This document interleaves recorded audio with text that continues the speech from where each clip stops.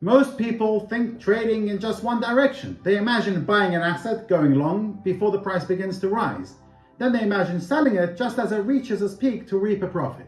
While this is an excellent goal for any trader to aim for, it's by no means the only potential way to capitalize on market movements. Opportunities can also arise in markets that are heading for a downturn. In the trading of assets, an investor can take two types of positions, long and short.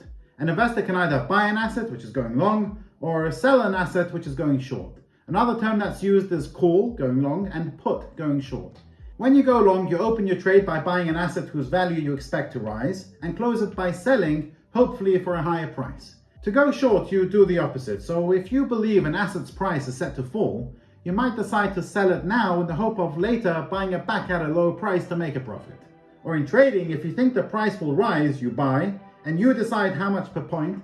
And if you think the price will drop, you sell, and put the price how much per point, so that every point that falls, you make a penny or two.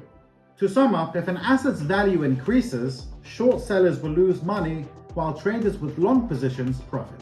Now, if you want to see real trading in action and see how I trade, then watch this video, where I'm documenting my trading journey. Thank you for watching, and stay safe.